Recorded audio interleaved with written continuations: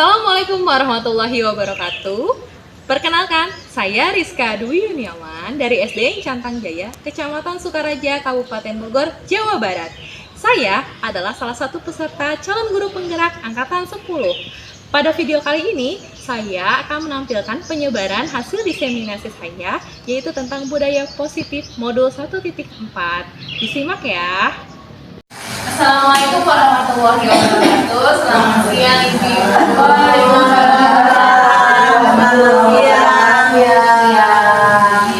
Apa kabar semuanya? Alhamdulillah, luar biasa. Tetap semangat. Allahu Akbar. Terima kasih semangatnya walaupun sudah baik Bapak Ibu, Ibu semua. Saya punya ekspresi sedikit. Boleh. Kita konsentrasi dulu. Ya. Kalau saya bilang perempuan, ya, oke ya. Perempuan, dua kali, tepuk dua kali. Oke, ya. Perempuan. Nah, tuh konsentrasi ya. Perempuan dua kali tepuk meja, dua kali tepuk. Nah, Tangannya jadi. oke. Step tuh 3 kali tepuk meja, 3 kali tepuk tangan. Oke, yuk kita mulai. Step 1. Step 2. 3 kali. Oke. Untuk sekali lagi. Satu ice breaking lagi. Kita mulai konsentrasinya 1, 2, 3, 4 dari kanan dulu, terus ke kiri 1, 2, 3, 4, 5 1, 2, 3, 4, 5. Nanti kalau udah kanan kiri 1, 2, 3, 4, 1, 2, 3, 4, 5 langsung tepuk tangan 1, 2, 3, 4, 5. Nah, setelah dari tepuk tangan kita berganti ke tangan kanan lagi tapi mundur. Jadi bukan 5 lagi tapi 4. 1, 2, 3, 4 1, 2, 3, 4 1, 2, 3, 4. Terus 3 sampai 3. 1, 2, 3 1, 2, 3 1, 2, 3. Oke, sampai 1 buah. Kita coba dulu ya. Ayo, Coba ya. dulu dari kanan-kanan pelan-pelan. Ya. 1, 2, 3, 4, 5 1, 2, 3, 4, 5 1, 2, 3, 4, 5 1, 2, 3, 4,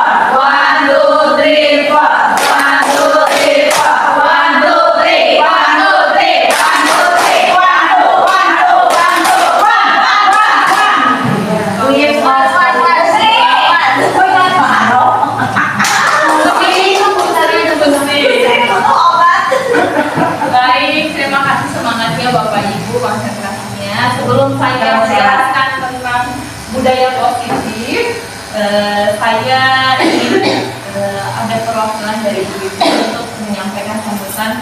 Mangga Ibu Suryati.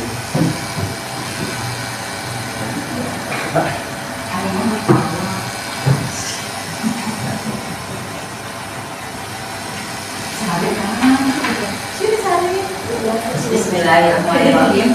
Assalamualaikum warahmatullahi wabarakatuh. Waalaikumsalam warahmatullahi wabarakatuh. Jamnya sudah menunjukkan pukul 10 di sana, tetapi di 25 ya. Tetapi di kita pukul 12 lewat 30 ya. Bapak dan bapaknya nggak ada, ibu-ibu mohon maaf diganggu saat istirahatnya. Saya mewakili ibu kepala sekolah mengucapkan terima kasih atas kehadirannya, atas kehadiran di ruangan guru ini untuk memberikan semangat kepada CGP Ibu Rizka Dwi Yuniawan untuk melaksanakan apa tadi budaya positif dari modul 1.3. Mudah-mudahan apa yang beliau sampaikan menjadikan bahan pengalaman untuk kita, terutama untuk anak-anak dan kita pun bisa melakukan pengalaman apa yang didapat oleh Ibu Rizka, oleh Ibu Fitni, dan oleh Ibu Novi. Ya, mudah-mudahan dengan banyaknya CGP di Cantang Jaya yang sudah berhasil 2 orang, yang sedang melaksanakan tugasnya sekarang 3 orang, itu sudah merupakan lebih dari cukup untuk menjadikan sekolah ini sekolah penggerak. Banyak pengalaman-pengalaman dari ibu di CGP ini menjadikan bahan pertimbangan untuk kita, pengalaman untuk kita yang belum melaksanakan CGP. Mudah-mudahan ada untuk anak juga banyak manfaatnya, untuk kita juga pengalamannya bisa ditularkan lagi kepada anak-anak semua di SD Cantang Jaya. Sekarang mungkin itu saja. Selamat untuk menyampaikan nanti destinasi ya. Mudah-mudahan tetap semangat di jam-jam yang benar-benar bisa rawan ya. Rawan ngantuk karena habis istirahat baru makan, jadi ngantuk ya. Terima kasih ibu-ibu semua, sehat semua, bahagia selalu. Kita di SD Cantang Jaya ini menjadikan SD yang favorit, yang semangat, yang benar-benar sekolah yang luar biasa ya. Mangga Bapak dan Ibu, kita ikuti Ibu Rizka, jangan ada yang ngantuk. Terima kasih, mohon maaf sebelumnya. Wassalamualaikum warahmatullahi wabarakatuh. Waalaikumsalam. Terima kasih Bu Surati atas sambutannya. Saya ucapkan juga terima kasih kepada ibu yang sudah hadir di jam-jam rawan ini untuk mengikuti kegiatan saya di pemaparan materi budaya positif. Baiklah, kemudian sebelumnya untuk paket modul 1 saya sudah mempelajari 4 modul. Yang pertama modul 1 tentang filosofis dan dewantara, dan yang kedua nilai dan peran guru penggerak, yang ketiga visi guru penggerak, dan yang terakhir adalah budaya positif. Untuk modul 1, 2 dan 3 kemarin sudah dibahas ketika saya memaparkan prakasa perubahan visi. Dan masih ingat Bapak Ibu apa sih filosofi pemikiran dan dewantara? Oke, sebetulnya dari modul yang saya pelajari ini menjurusnya kepada profil pelajar Pancasila, yaitu ke-6 dimensi. Ada beriman kepada Tuhan Yang Maha Esa, berakhlak mulia, berkebinekaan global, bergotong royong, mandiri, kreatif, dan inovatif.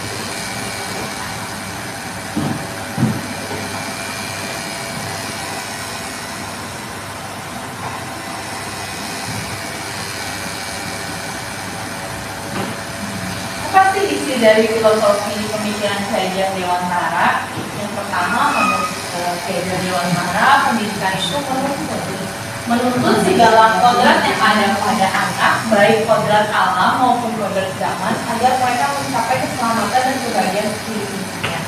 Sebetulnya di sini ada kata kodrat.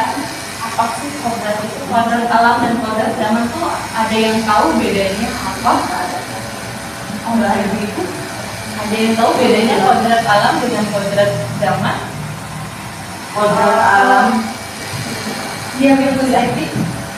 Kalau menurut saya untuk kodrat alam itu sudah terbentuk dari sejak dulu ya. Tapi kalau kodrat zaman itu mengikuti perkembangan zaman, perkembangan teknologi ya. Itu yang bisa saya sampaikan. Secara garis besar memang seperti itu. Kodrat alam adalah apa yang ada pada diri si anak tersebut. Kodrat zaman adalah yang mengikuti perkembangan. Nah, yang kedua, menurut kajian dewantara, pendidikan itu menghambat kepada murid, harus berpihak kepada murid sesuai dengan minat, bakat, dan kemampuan murid. Jadi bukan teacher center lagi, tapi student center. Yang ketiga, guru ibarat petani katanya. Jadi sekolah itu adalah lahan atau tanah dan murid itu ibarat benihnya. Jadi petani itu harus bisa menuntut benihnya dan merawatnya.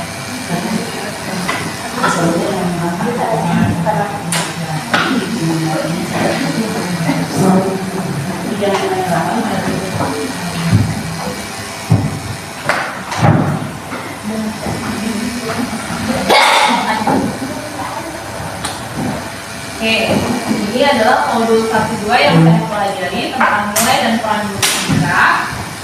Dari pernyataan Gajah Dewantara, maka seorang guru harus mempunyai nilai dan menjalankan perannya agar mampu menuntun tumbuh kembangnya murid melalui pengajaran yang berpihak kepada murid serta memotivasi muridnya menuju kebahagiaan setinggi-tingginya melalui proses pembelajaran. Jadi di sini ada nilai guru penggerak yang sudah kami pelajari, yang sudah saya pelajari. Yang pertama mandiri, efektif, inovatif, kolaboratif, berpihak pada murid. Artinya di sini setiap nilai guru itu memiliki nilai mandiri. Artinya dia tahu akan tugasnya sendiri tanpa harus diberitahu atau disuruh oleh pimpinan. Yang kedua efektif. Efektif itu berarti artinya dia itu bisa menerima masukan, merefleksi diri dia sendiri. Apakah pengajaran saya ini sudah baik?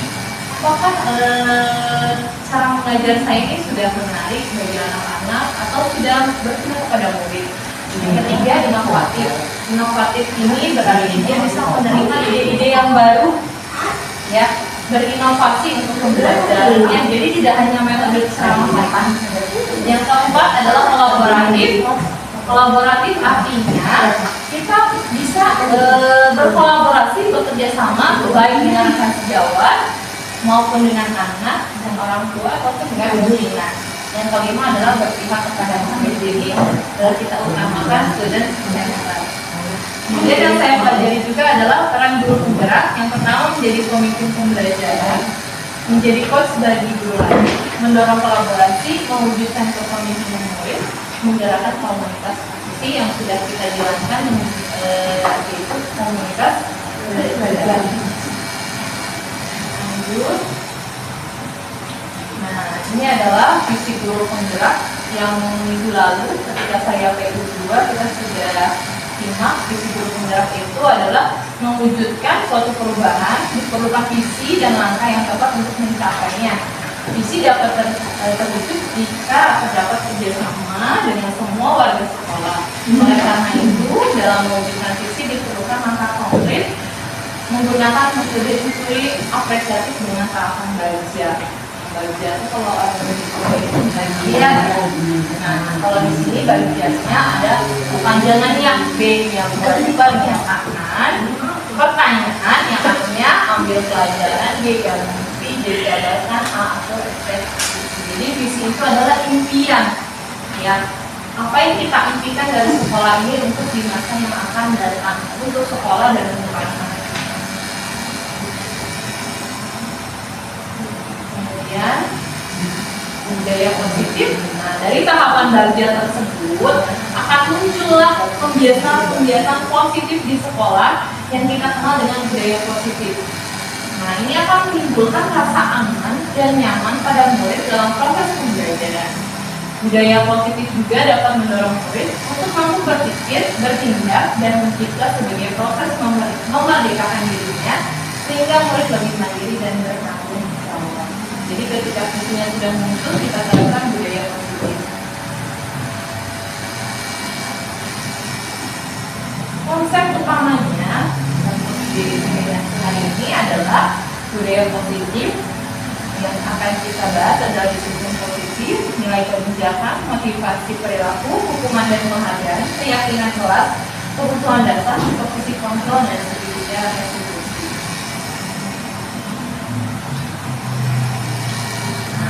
Budaya positif di sekolah itu nilai-nilai dan kebiasaan-kebiasaan di sekolah yang berpihak pada peserta didik agar mereka dapat berkembang menjadi pribadi yang kritis, terhormat, dan bertanggung jawab. Untuk membangun budaya positif di sekolah perlu menyediakan lingkungan yang positif juga, aman dan nyaman agar mampu berpikir, si murid mampu berpikir, bertindak, dan mencipta dengan merdeka, mandiri, dan bertanggung jawab. positif ini satu demi satu sudah kita laksanakan dan itu sudah ada di sekolah kita. Seperti apa? Seperti kita setiap mengirim satu menyambut anak murid kita kedatangannya kita pagi, kemudian kirim sampah halal ke pasar. Di sini menurut Bapak Ibu, menurut Ibu semua, apa sih makna disiplin? Saya boleh tanya. Oke, mulai dari dulu. Novi, disiplin apa Bu? Disiplin itu tepat waktu dalam segala hal. Oke, disiplin tepat waktu dalam segala hal. Menurut Bu Haji Tapi, disiplin itu seperti apa ya? Disiplin sama sih. Sama. Tepat ya, Bu. waktu. Menurut Bu Suryati, disiplin apa ya? Disiplin itu mematuhi peraturan dengan tidak dipaksa dari diri sendiri, memakai pakaian seragam, datang tepat waktu, dan lain sebagainya. Dan lain sebagainya. Menurut Bu Sari, disiplin apa Bu Sari? Disiplin itu menaati peraturan, Bu. Nah, peraturan. Ya, Menurut Bu Rahma, disiplin apa Bu? Disiplin itu taat pada peraturan dan bertanggung jawab. Oke, ada peraturan dan bertanggung jawab ya. Bu Yuni, Mantuk, Bu. Bu Yuni disiplin apa Bu Yuni? Disiplin itu mengikuti apa yang sudah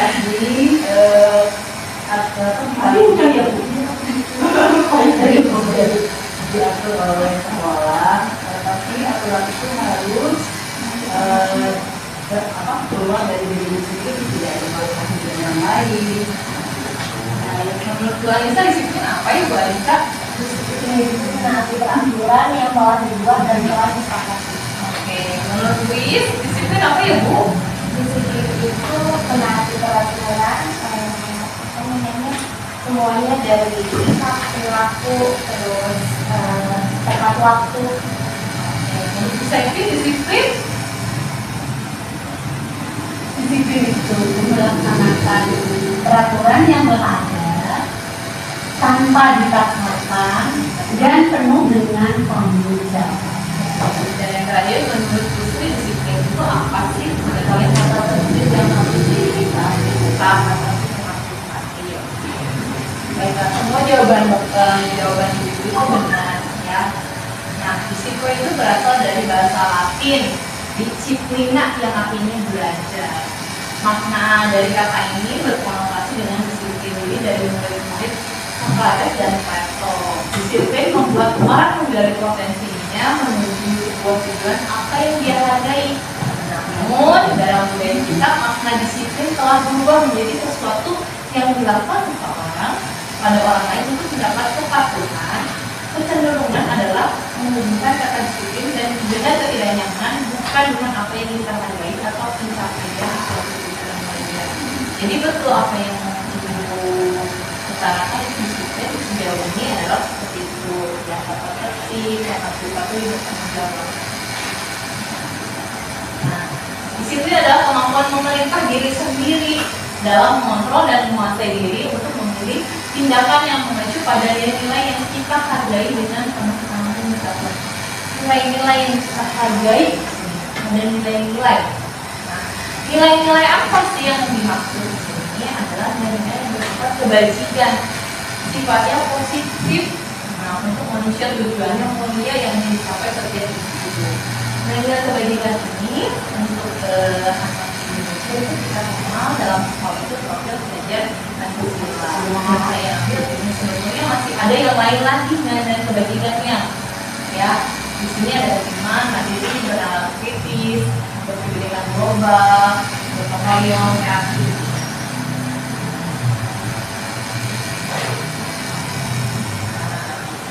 Saya mau bertanya lagi nih Bapak Ibu, Ibu-ibu, nilai-nilai kebajikan apa yang Ibu rasa aktif saat ini ditanamkan kepada murid di sekolah atau di kelas nih? Sepertinya. Kenapa nilai kebajikan itu penting menurut Ibu? Ya. Mungkin saya mulai dari Bu Sri. Nilai kebajikan apa yang menurut Ibu penting untuk saat ini ditanamkan kepada murid di SDN Cantang Jaya? Alasannya apa? Kalau itu nilai yang peduli terhadap lingkungan kita. Oke, peduli terhadap lingkungan sekitar. Menurut Putri alasannya apa? Karena dengan menerapkan kepedulian terhadap kita ini diharapkan anak itu bisa peka, bisa punya rasa kepedulian terhadap temannya, atau lingkungan kita dimanapun dari kita. Baik, terima kasih Bu Sri.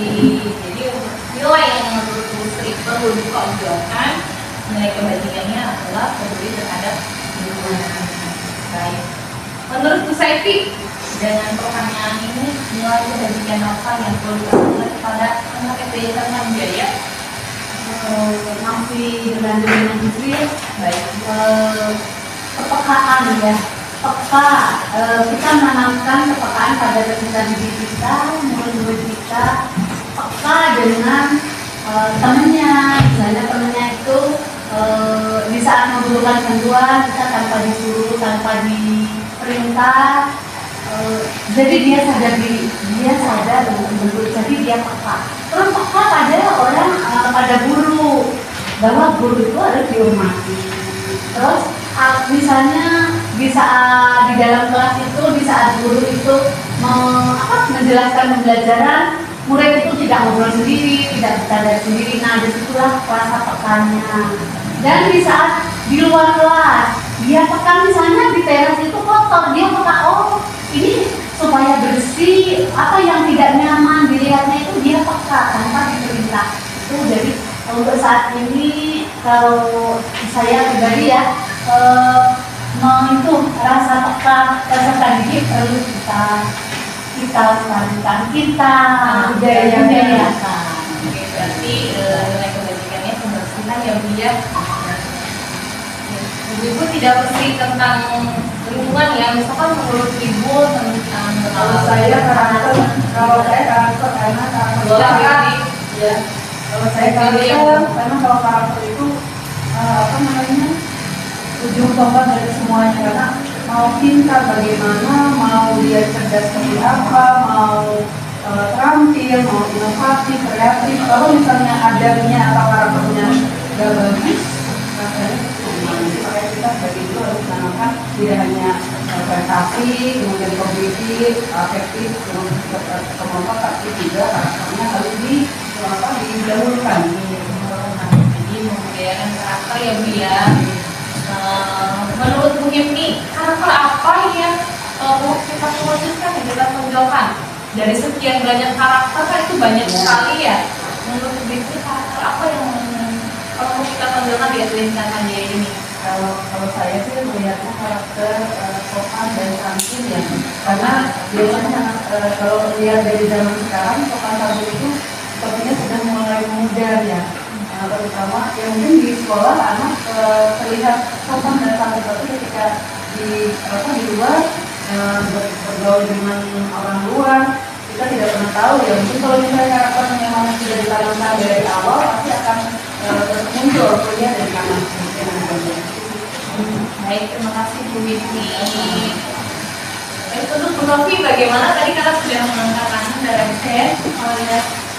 Sepakat dengan Bu Iit, menurut saya yang perlu ditonjolkan sekarang itu tentang karakter, di mana kiri sekali untuk kehidupan keseharian, etika dan sopan santun anak-anak itu sepertinya harus benar-benar diperhatikan, mulai dari bicara tata krama sopan santun itu rasanya sudah mulai memudar. Seperti yang dulu kita lalui, kita itu lebih mengedepankan adab dibanding ilmu. Intinya semuanya saya sepakat dengan apa yang disampaikan Bu. Baik, berarti kita sudah ada mulai gambaran ya Bu untuk tahun ajaran berikutnya. Satu lagi boleh, mangga siapa? Sari. Coba dari Bu Iit Bu. Kalau kayak Bu ya, berarti mengedepankan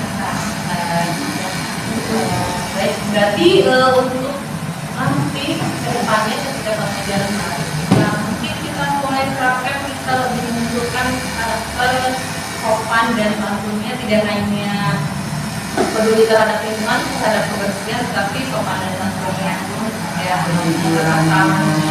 Kadang yang sering kita alami adalah misalkan dua muridnya kelas 6 sampai kelas 4 lewat aja.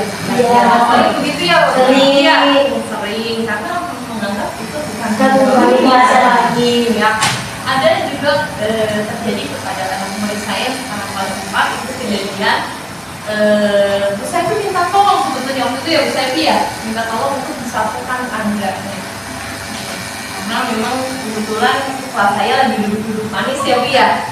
Nah dimintai tolong oleh Bu Saifi ternyata anak murid saya tidak merespon dengan baik, jadi mereka melanjutkan obrolannya dengan ya masih ngobrol, jadi cuek sekali, tidak ada rasa kepedulian. Lanjut, kita lanjut nih. Nah ternyata di standar pendidikan juga ada Bapak Ibu untuk menciptakan lingkungan yang positif.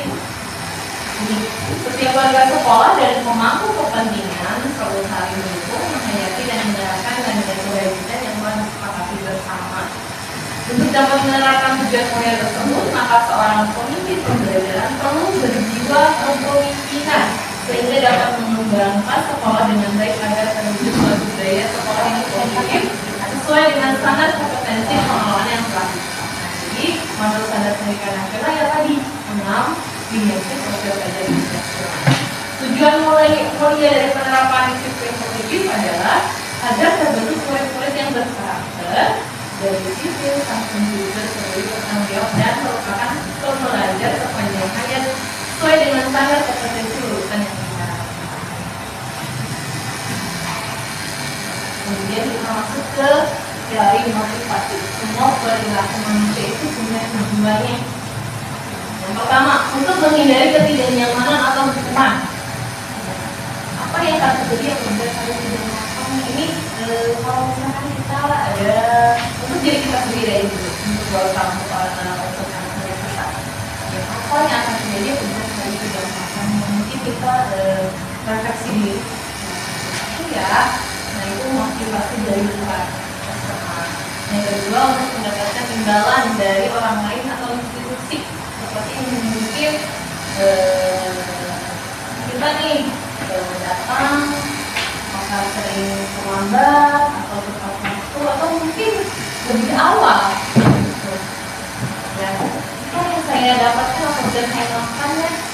Tapi jangan ibu berpikir nggak ditegur ini dan gitu ya Bu ya, karena saya juga merasakan gitu kan nggak ditegur ini sempat lo berpikir seperti itu ya, tidak munafik saya juga. Tapi ternyata motivasi itu muncul pada diri saya sendiri. Jadi motivasi internal ya, menghargai diri saya sendiri. Oh ternyata dengan disiplin waktu ternyata kita bisa lebih awal mengontrol anak didik kita. Kemudian juga kita bisa bersiap diri untuk melaksanakan pembelajaran, bisa menyapa anak. Dan kalau kita kesiangan kan kita tidak bisa menyapa anak didik kita ya. Jadi ada motivasi eksternal, ada motivasi yang ketiga di sini menghindari ketidaknyamanan, mendapatkan imbalan atau menghargai diri sendiri.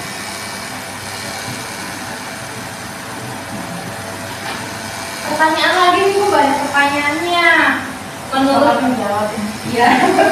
Ibu, dari ketiga jenis motivasi tadi, motivasi manakah yang saat ini paling banyak mendasari perilaku murid? Tadi kan juga diri sendiri ya, si eksternal. Ya, kenapa? Nah, menurut Bu Yub tadi, Bu Yub udah jawab nih, motivasi eksternal. Tadi eksternal ada dua, untuk menghindari hukuman atau mendapat imbalan. Untuk menghindari hukuman. Oke, kenapa Bu? Untuk menghindari hukuman. Biasanya contohnya apa deh? Satu deh. Iya, kadang-kadang kan anak suka nggak jangan juga. Iya. Nah, biar apa namanya? Biar menghindari hukuman dia kasih alasan nih. Maaf Bu, semalam aku diajak ayahku misalnya kemana ke rumah nenek. Iya, kasih alasan padahal sebetulnya dia nggak kerjakan tugas itu biar nggak dapat hukuman dari gurunya, makanya dia beralasan seperti itu. Nah, itulah makanya dia motivasi apa? Ada motivasi eksternal dalam diri juga muncul motivasi internal dalam diri motivasi profesional. Oke, nah berarti nilai-nilai kebajikan apa yang Ibu usahakan kepada murid? Kalau tadi kan secara keseluruhan ya dia. Sekarang untuk kayak tadi misalkan berupa tidak mengerjakan tugas tugas, padahal memang belum nih, kondisinya memang belum. Tapi dia beralasan kepada kita, kepada gurunya adalah udah dikerjakan ketinggalan. Kira-kira nilai kebajikan apa yang harus kita tanamkan kepada anak?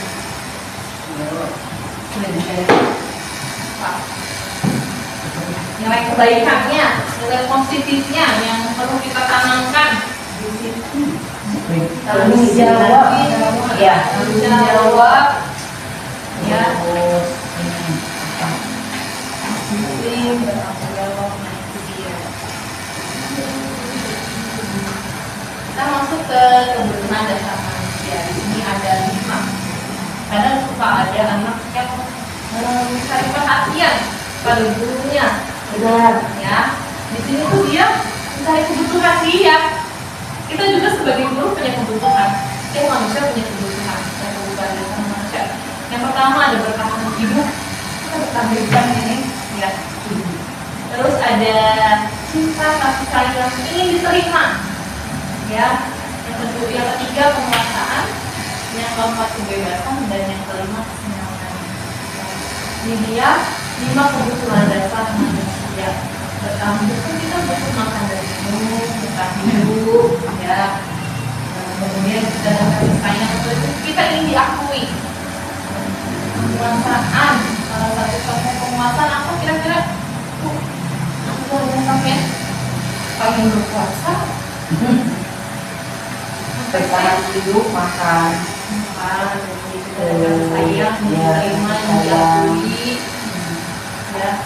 Ada penguasaan, ada kesenangan, ada kebebasan. Jadi si anak itu mengeksplorkan diri dia di rumah tidak diterima, kurang, kemudian dia lakukan di hadapan orang. Contohnya, ini ada contohnya. Ibu Ani, guru kelas 5 di SD Pelita Hati, sedang mau menghadapi ulah salah satu murid di kelasnya, yaitu Agus. Beberapa anak telah datang dan mengeluhkan Agus yang seringkali meminta bekal makan siang mereka dengan paksa. Jika Anda menghadapi situasi seperti Ibu Ani, apa yang Anda lakukan? Menurut Anda, kira-kira apa alasan Anda melakukan? Oke, Bu, si Agus ini memiliki kebutuhan. Tadi kan kebutuhan dasarnya ada 5. Ya. Berarti si Agus kekurangannya apa? Makan. Kebutuhan bertahan hidup. Karena dia meminta bekal makan siang ya ke temennya dengan memasak. Ya. Menurut Anda kira-kira apa alasan Agus melakukan hal itu ya? Karena dia dikasih bekal. dan uang jajan. Ya, mungkin dia tidak dikasih bekal dan uang jajannya sudah habis. Ya. Bisa jadi. Atau uang jajan yang diberikan orang tuanya kurang. Atau tidak sama sekali. Saya masih Nah, itu pada uang jajan. ada uang ini kita lapar ya. Di sini ada jawabannya. Kita lihat. Dalam konteks penerapan disiplin positif, Ibu Ani sebaiknya cari tahu dulu nih si Agus ini melakukan tindakan tersebut itu mengetahui kebutuhan apa yang diperlukan. Tadi, apabila jawaban Agusnya lapar dan orang tuanya tidak membawakan makanan, berarti dia kekurangannya di bertahan hidup. Dia butuh bertahan hidup.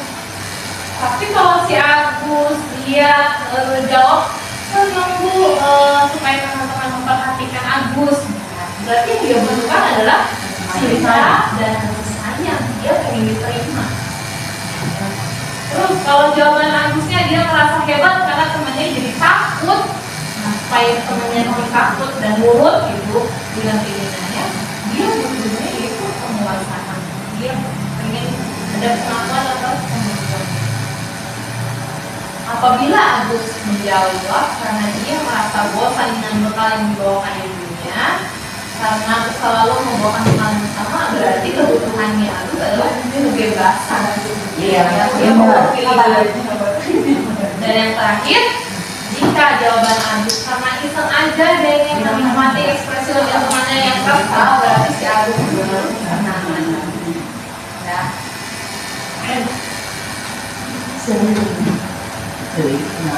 Kemudian ada 5 fungsi kontrol guru. Yang pertama ada membuat rasa bersalah, memantau, manajer, dan pengaman. Ya, di sini kita sebagai guru sebaiknya menjadi posisi manajer, jangan menjadi pembatas kepala, apalagi ya mempermalukan murid kita karena salah, dipermalukan di depan teman-teman itu nggak boleh ya, harus memantau teman-teman. Jadi posisi yang baik adalah manajer. Ya. Oke. Saya kecil sekali dengan kamu. Pernyataan-pernyataan saya kecewa sekali dengan kamu. Nah, ini sudah menunjukkan kalau kamu itu menjadi posisi pembuatan semesta. Ya, misalkan kita yang mengatakannya, kamu tidak pernah bilang melakukan kamu itu. Beliaulah lakukan demi kebaikan Bapak Ibu. Itu berarti kita menganggap murid kita adalah anak-anak. Kalau mau mendapatkan stiker bintang hari ini, nah itu sudah memantau. Bagaimana kamu bisa menyelesaikan masalah ini? Nah, posisi ini yang betul seharusnya kita lakukan, yaitu posisi manajer. Kamu sampai terakhir, nah itu ini sering sekali ya, tanpa kita sadari, saya juga menyadari hal itu. Ternyata, saya sering menjadi mantau, menjadi yang kadang kalau misalkan ada anak yang sudah sakit, udah jengkelnya kita memberitahu, nah tapi kadang kita kelepasan ya Bapak Ibu ya, tanpa kita sadari kita menjadi posisinya lebih lagi. Nah ini ada diagram, yaitu yang pertama dari poin bawah dulu ya Bu ya, kesepakatan kelas. Jadi nanti mungkin bisa ibu-ibu terapkan ketika pembelajaran baru. Ibu-ibu ini kesepakatan sama murid-muridnya, disetujui bersama, ya menggunakan stick note gitu, ya sudah lebih mudah atau kertas longgar, tapi untuk lebih mudah note ya. Nah, jadi kan kesepakatan di sekolah itu menjadi keyakinan kelas. Keyakinan kelasnya bisa diubah menjadi hal-hal yang positif, hal-hal yang baik dari kesepakatan kelas. Karena kan setiap anak itu pasti menyebutkan kalimat-kalimat yang berbeda gitu. Tidak boleh ini, tidak boleh membuang sampah sembarangan. Nah, kalimat positifnya itu kan tadi kalimat negatifnya ya, tidak boleh membuang sampah sembarangan. Berarti kalimat positifnya Buanglah sampah pada tempat. kita ganti dengan buanglah sampah. Keyakinan kelas tadi yang kita buat tadi, buanglah sampah pada tempatnya, nilai kebajikan apa yang sudah kita tanamkan. Jawab disiplin, kebersihan, banyak ya, kesehatan juga bisa. Nah, dari kesepakatan kelas dan keyakinan tersebut tumbuhlah lingkungan yang positif, si anak jadi nyaman, jadi aman belajarnya, dan muncullah budaya positif Orang itu. ya. Jadi kita mulai dari yang paling kecil dulu, yaitu dari kelas dulu. Ya, nanti kita tempel atau mungkin Bapak Ibu nanti kalau sudah ditempel langsung menjadi keyakinan kelas, Bapak Ibu bisa bikin menjadi sebuah poster ukuran A3. Ditempelnya di diameter, ditempel kalau bisa yang sering dilihat anak dikasih pintu supaya si anak membaca setiap hari ya. Jadi ketika mereka melakukan kesalahan atau kesiangan, itu tanya lagi keyakinan kelas apa yang sudah dicoba, keyakinan kelas apa yang sudah melanggar. Lanjut. Nah, tadi yang sudah saya bahas sedikit, pembangunan keyakinan kelas itu bersifat abstrak daripada peraturan yang lebih rinci dan konkret, berupa pernyataan-pernyataan yang dirasa senantiasa dibuat dalam bentuk positif. Nah, keyakinan kelas sebenarnya tidak terlalu banyak, jadi mudah diingat dan pahami. Jadi kalau banyak-banyak, jadi kita munculkan beberapa dulu semester 1, 3, paling banyak. Kemudian semua warga kelas sebaiknya ikut berkontribusi dalam membuat kegiatan kelas lewat semua pendapatnya. Jadi jangan dibatasi untuk mengambil kita. Bersedia meninjau kembali keyakinan kelas dari waktu ke waktu. Kita tinggal paling cepat sebulan atau mungkin 3 bulan, jadi untuk semester 2. Kan keyakinan kelas nih yang kurang atau yang belum ditonjolkan yang sudah kita buat.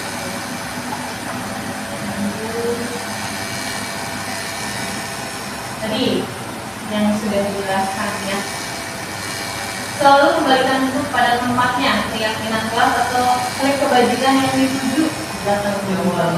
Dilarang mengganggu orang lain. Menghormati. Hadir di sekolah 15 menit sebelum pembelajaran dimulai. Menghormati komitmen, disiplin ini ya. Dilarang melakukan kekerasan. Misalkan pakai helm ketika berkendaraan motor, berarti lagi bagian apa yang kita dapat? Jadi jangan pakai nggak pakai helm karena jaraknya dekat. Lanjut. Ini adalah materi yang terakhir, segitiga resolusi. Ya.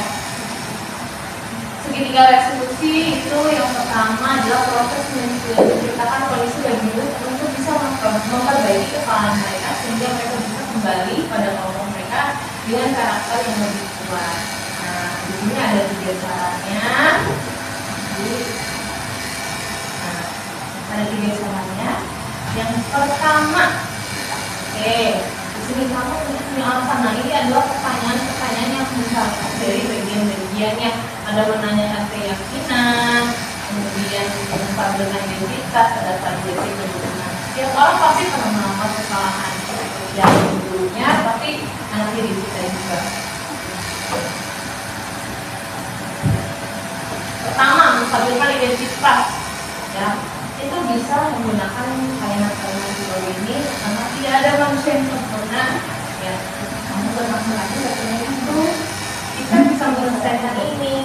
Dan jadi kita ungkapkan bahwa yang itu ya memang dia salah gitu, tapi dengan tidak menghukum, dengan kalimat menghukum. Terus yang kedua yaitu validasi tindakan yang salah.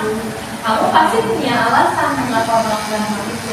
Ini yang seringkali sekarang saya seringkali menanyakan seperti ini.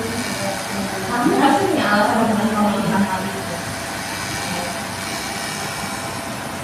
Oke, yang terakhir menanyakan keyakinan, apa yang kita percaya sebagai kelas atau keluarga, terus apa nilai-nilai yang kita sepakati. Coba bayangkan apa yang terjadi dengan kelas kalau misalkan seperti ini. Kamu mau jadi orang yang seperti apa? Dan nanti dengan kalimat-kalimat kita ini untuk mengucapkan kita ada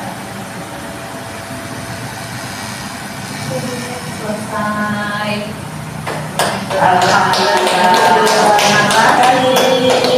Sama saya selalu sehat, bahagia. Kemudian saya ada satu lagi puskapot, tapi saya waktu nggak tahu udah buka belum. Ternyata sudah buka. Ya. Jadi ada beberapa pernyataan tentang hukuman atau konsekuensi, cuma ini kan waktu mau buka. Sayang banget padahal untuk. Jadi misalkan ada pernyataan tentang ini, saya membersihkan meja karena kotor. Menurut ibu itu adalah sebuah hukuman atau konsekuensi? Konsekuensi. Saya membersihkan meja karena kotor. Konsekuensi. Ya. Saya tidak mengerjakan PR, kemudian lari keliling lapangan sebanyak 2 kali. Itu hukuman atau konsekuensi? Hukuman. Jadi dengan artian hukuman itu lebih ke fisik, ya, betul. Sama seperti apa lagi ya? Saya atau ada pertanyaannya. Nah, karena saya datang terlambat, akhirnya bu guru menyuruh saya untuk duduk di paling depan. Menurut ibu-ibu, konsekuensi atau hukuman?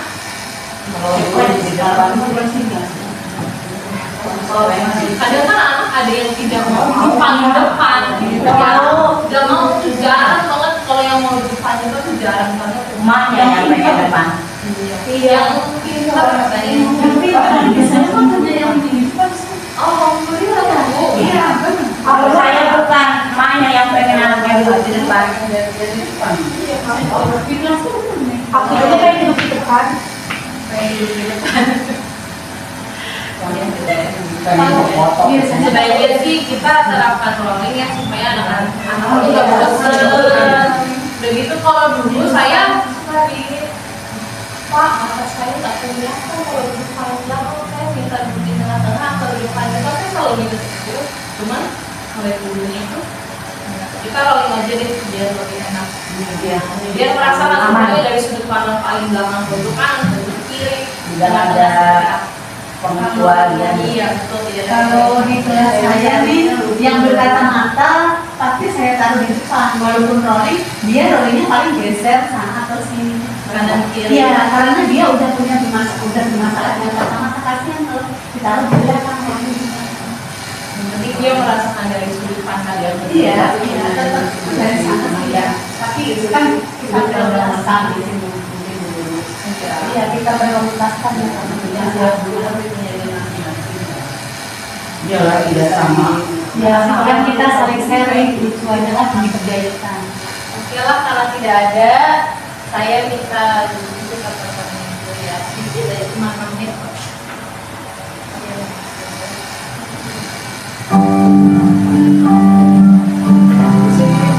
Mari kita bersama. Memiliki anak yang dapat mengontrol diri dengan baik dan bertanggung jawab adalah impian kita semua. Disiplin positif adalah salah satu metode yang bisa dipakai untuk mewujudkannya. Ini dari disiplin positif di lingkungan negaranya adalah kebijakan untuk mendidik dan membina peserta didik yang bertumpu pada upaya membangun pemikiran dan perilaku positif, di mana dalam pelaksanaannya ada kebebasan dan aturan yang disepakati. Saat berdialog dengan para pendidik, hampir seluruhnya punya kesamaan. Pernah mengalami terlambat ke sekolah, tidak mengerjakan PR, bolos, berkelahi, dan berperilaku tidak tepat lainnya. Akibatnya, mereka mendapat hukuman seperti membersihkan ruangan kelas, lari keliling lapangan, dipukul, dicuri mainannya, dipermalukan, dan lain sebagainya. Pengalaman tersebut kemudian tanpa disadari diterapkan kembali pada anak didiknya. Kemudian hal ini akan terus berulang diwariskan dari generasi ke generasi. Hukuman pada umumnya menyebabkan rasa sakit secara fisik, emosional, atau bahkan keduanya. Istilah corporal punishment meliputi hukuman fisik dan non-fisik yang bertujuan menyakiti atau menimbulkan rasa tidak nyaman. Contoh hukuman fisik memukul, menampar, dan menendang. Sedangkan hukuman non-fisik diantaranya meremehkan, menghina, atau mengancam. Apakah setiap perilaku anak yang tidak tepat harus selalu direspon dengan hukuman? Disinilah pentingnya bagi kita memahami tahap perkembangan anak agar dapat merespon perilaku mereka dengan tepat. Setiap anak memiliki kecepatan pertumbuhan yang berbeda-beda. Sangat penting bagi pendidik untuk memahami dengan baik konsep tumbuh kembang anak agar dapat memegangnya sebagai prinsip dasar proses mendidik. Anak usia balita biasanya senang berlarian. Sementara anak usia sekolah dasar cenderung lebih mempercayai guru dan teman-temannya. Kemudian anak SMP yang ada di masa pubertas sedang menjual lalu dan sedang mengembangkan identitasnya. Apa yang dilihat dan didengar secara terus-menerus akan menjadi keyakinan bagi mereka dan sekaligus membentuk ekspresi serta perilakunya. Lalu, bagaimana mengatasi konflik ketika perilaku Anda tidak sesuai dengan harapan orang dewasa? Konsekuensi logis di dalam disiplin positiflah jawabannya. Konsekuensi logis adalah konsep paling dasar dalam logika. Dalam pendidikan, konsekuensi logis fokus pada solusi. Anak akan diajari mentaati aturan atas dasar kesadaran dan tanggung jawab. Anak juga mendapat penjelasan mengenai konsekuensi tindakan dan empati. Ada 2 syarat kondisi dan 4 prinsip dalam penerapan konsekuensi logis. 2 syarat kondisinya yaitu membangun koneksi sebelum mengoreksi perilaku dan selalu bertanya bukan menasihati. Kemudian 4 prinsipnya adalah 1. Beralasan, 2. Berkaitan, 3. menghargai. 4. Membantu. Dengan arahan konsekuensi logis ini, pendidik tetap harus secara konsisten memberi dukungan yang positif kepada peserta didik. Merasakan pujian dan cinta dari orang lain seperti guru, orang tua, dan teman-teman membuat anak terdorong untuk berperilaku baik dan positif. Kalimat seperti, saya telah melihat kerja kerasmu. Saya percaya bahwa kamu dapat melakukan yang lebih baik ke depannya. Semangat seperti itu tentu akan sangat berarti bagi mereka. Beberapa hal yang perlu diperhatikan saat memberikan dorongan positif diantaranya, mata dan nada suara kita sangat penting dalam menyampaikan pesan. Hindari membandingkan anak. Fokuslah pada kekuatan dan perilaku positif mereka. Dan ajarlah anak untuk melihat kesalahan sebagai salah satu proses belajar. Beberapa prinsip dasar dapat digunakan dalam pelaksanaan disiplin positif sehari-hari.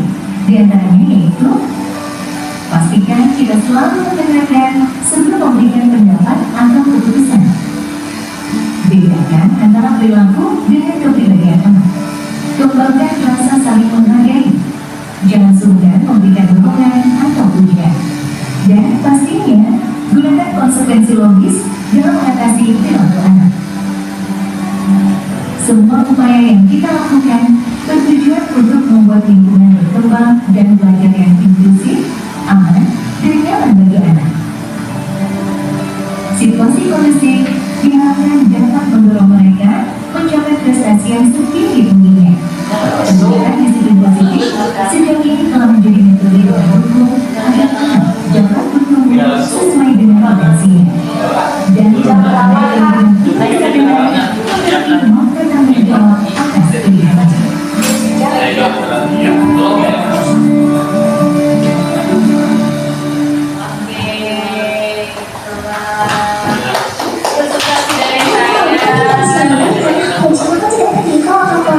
Ini adalah karena engkau seharusnya yang pergi, aku akan bertahan engkau. Jadi engkau pergi. Tahan. Rambutan dulu kek, Neng, kalau udah. Sini dulu nih ya, kita terakhir penutupan. Terima kasih Bapak dari Ibu-Ibu sudah meluangkan waktunya di siang hari, di jam-jam rawan ini, rawan ngantuk, rawan lapar juga. Padahal tadi udah makan, tapi lapar lagi ya Bapak Ibu ya, Ibu-Ibu. Terima kasih banyak. Sama-sama. Semoga apa yang saya sampaikan memberikan dampak positif buat Ibu-Ibu, tentunya buat sekolah kita SDN. Amin. Wassalamualaikum warahmatullahi wabarakatuh.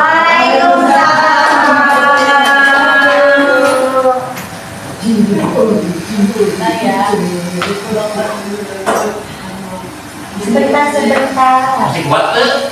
Mas tidak di video kan?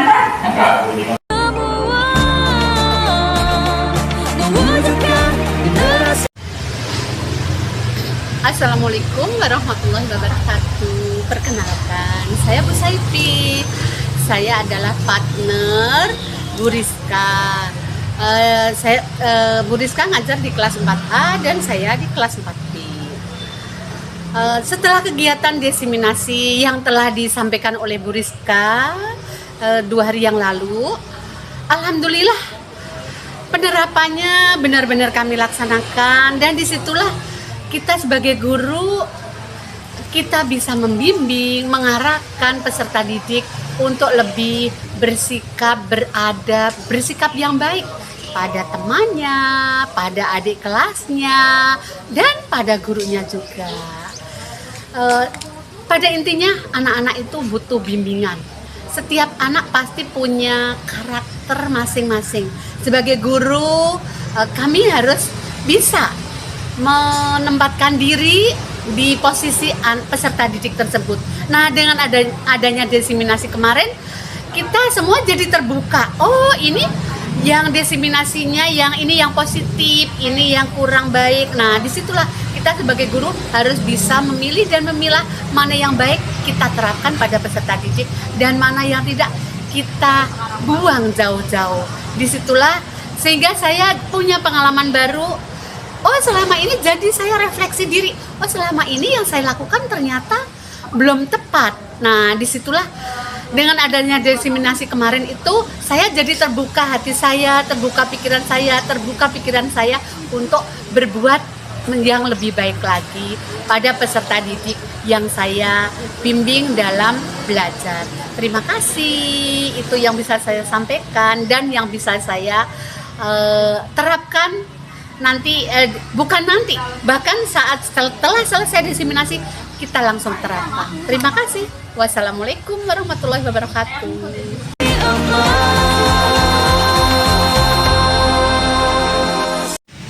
Assalamualaikum warahmatullahi wabarakatuh. Perkenalkan, saya Hitu Syamsia, calon guru penggerak juga angkatan 10. Kebetulan saya adalah rekan sejawat dari Ibu Rizka Dwi Yuniawan yang akan melaksanakan juga diseminasi budaya positif yang menurut saya diseminasi ini akan memberikan dampak yang baik kepada, khususnya kepada saya pribadi sebagai calon penggerak dan juga rekan-rekan sejawat saya yang ada di sekolah. Sebagai sekolah penggerak, saya merasakan bahwa budaya disiplin positif ini memang sangat baik diberikan dan didiseminasikan kepada guru-guru kami di sekolah. Karena kebetulan di sekolah kami pun ada beberapa rekan CGP juga yang sekarang sudah menjadi IP, dan alhamdulillah respon yang baik yang kami dapatkan ketika kami melaksanakan diseminasi dengan rekan-rekan sejawat, dan rekan-rekan sejawat kami pun yang lain yang memang saat ini belum mengikuti kegiatan calon guru penggerak merasakan bahwa budaya disiplin positif ini, terutama seperti segitiga restitusi, kemudian keyakinan kelas yang walaupun secara tidak langsung ternyata mereka pun sudah melaksanakan di kelas, tetapi dengan adanya diseminasi ini mereka dapat mengetahui, oh ternyata hal-hal dan step-stepnya itu seperti apa, sehingga dari diseminasi yang disampaikan ini banyak sekali budaya positif yang didapatkan dari teman-teman rekan sejawat kami. Dari disiplin positif ini juga saya bisa menjadikan pembelajaran kepada murid-murid saya di kelas, dan juga mendapatkan menjadi sebagai disiplin positif untuk sekolah kami sebagai sekolah penggerak. Jadi banyak sekali budaya positif yang akan kami tularkan kepada rekan-rekan sejawat kami di sekolah. Mungkin itu yang bisa saya sampaikan. Terima kasih sebelumnya. Assalamualaikum warahmatullahi wabarakatuh. Kami guru penggerak. Anak-anak, hari ini kita akan membuat kesepakatan kelas. Ya, saya akan dibagikan note. Kalian tuliskan kesepakatan kelas apa yang ingin kalian tanamkan di dalam kelas kita, ya, supaya kelas kita menjadi aman, nyaman, bahagia, ya. Ibu bagikan stick note-nya satu persatu.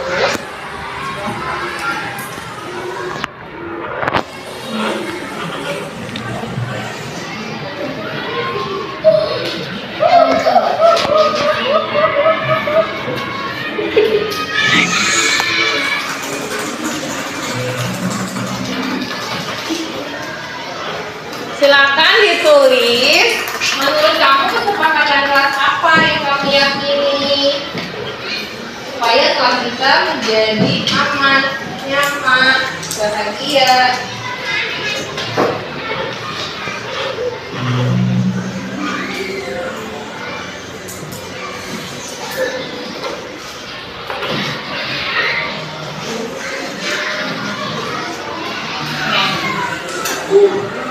Stopis. Coba ya, di-shoot lagi ya. Ibu. Silakan anak-anak tulis kesepakatan kelas menurut kalian. Nanti setelah itu kita tempelkan di rumah tulis ya.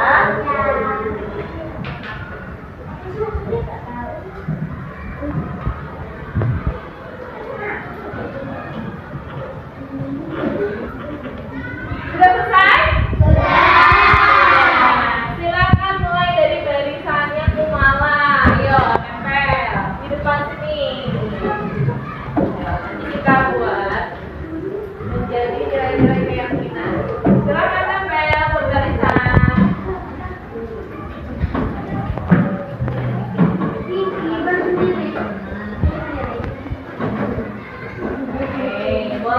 Sapi. Jumlahnya. Sapi sana juga boleh kak. Nanti setelah itu barisannya paralel ya.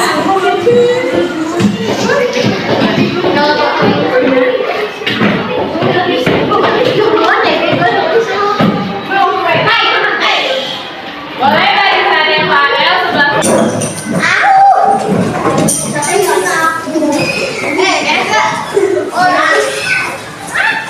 Memang itu